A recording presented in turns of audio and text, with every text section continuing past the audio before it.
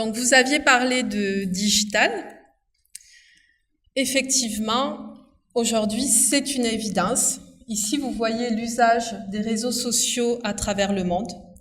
Donc, Facebook est vraiment devenu le portail du 21e siècle. Il est numéro 1 sur la vidéo devant YouTube depuis peu. Numéro 1 sur la publicité en ligne. Je veux dire, à Maurice, c'est vraiment le cas. C'est quasiment la seule plateforme. On va en parler tout à l'heure. Numéro 1 sur l'authentification. Et sur les outils de communication, vous voyez avec la messagerie instantanée qui est utilisée à travers le monde. Autre nouveauté, ce sont les applications. Applications mobiles. Aujourd'hui, on est perdu sans son mobile, il faut le reconnaître. Le GPS, la musique, combien j'ai couru, combien j'ai perdu de calories. Enfin, aujourd'hui, c'est l'outil indispensable au quotidien. Et ça peut être intéressant. On va voir pourquoi. Parce que, autre tendance, le commerce en ligne s'est énormément développé. Même si on est encore un petit peu à la traîne à Maurice, on a la possibilité, grâce à l'exportation du commerce en ligne, d'acheter sur les sites étrangers. Et ça permet aussi de mettre en place des stratégies omnicanales. Donc, qu'est-ce que j'entends par là? Auparavant, le processus d'achat du consommateur était assez simple. Il entendait parler d'un produit ou alors il le voyait à la publicité. Il se rendait dans un magasin, questionnait le vendeur, peut-être comparer avec un autre magasin et il achetait. C'était aussi simple que ça. Aujourd'hui, je vais voir mon besoin naître, peut-être sur Facebook, peut-être en ligne, peut-être dans une publicité. Qu'est-ce que je vais faire? Je vais me déplacer ou pas. D'abord, je vais rechercher des informations sur les différentes marques, les différents produits en ligne. Je vais comparer. Je vais me déplacer dans un magasin pour voir le produit de visu. Peut-être parler avec le vendeur s'il est de bons conseils. De ce côté-là, on a du travail à Maurice. Et puis, je vais retourner chez moi. Je vais aller comparer les prix, trouver la meilleure offre. Et si ça arrive très vite, que la livraison n'est pas chère, je vais me faire livrer.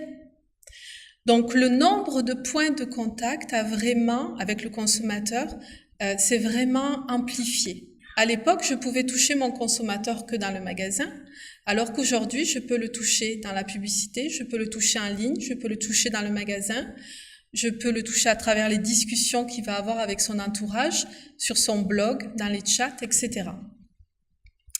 Et donc, j'en reviens au portable. L'univers en ligne et hors ligne, c'était deux choses séparées dans le magasin ou sur Internet. Mais grâce au portable, notre consommateur, on peut le toucher dans le magasin. Parce que maintenant, aujourd'hui, dans le magasin, il va vouloir comparer des offres, eh bien, il va tout de suite se connecter, il va regarder. Avant d'aller manger dans un restaurant, il veut voir les avis, il va regarder. C'est pour ça que le portable est vraiment un outil indispensable pour nous, marketeurs. Et ça ne cesse de s'accroître avec les usages qui changent grâce aux balises de proximité. Je ne sais pas si vous avez entendu parler des beacons. Il y en a quelques-uns qui sont installés déjà à Maurice. Donc, ce sont des balises qu'on installe dans une zone.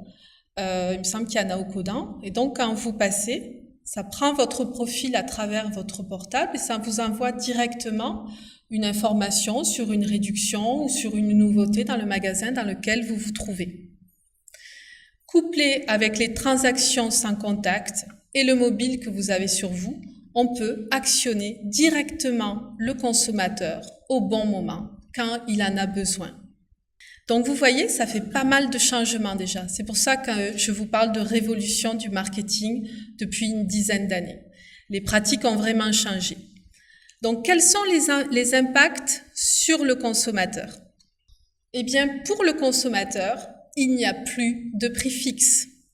Il est tout le temps en train de comparer, de se renseigner.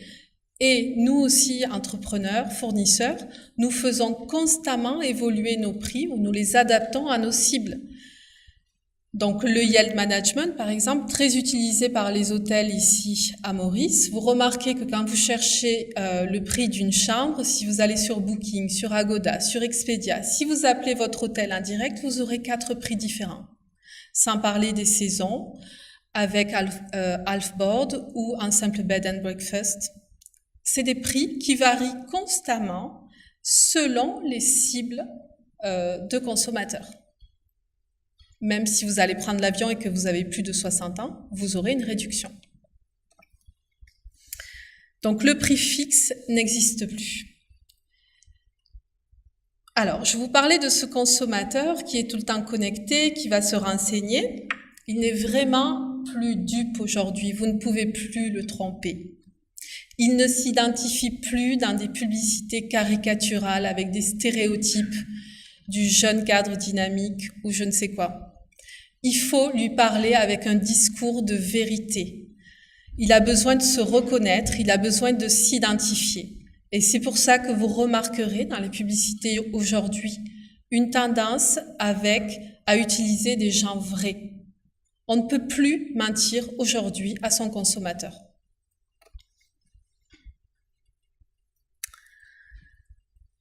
Alors, autre effet, à force de consommer, on n'est plus dans une logique de besoin, mais dans une logique d'accumulation.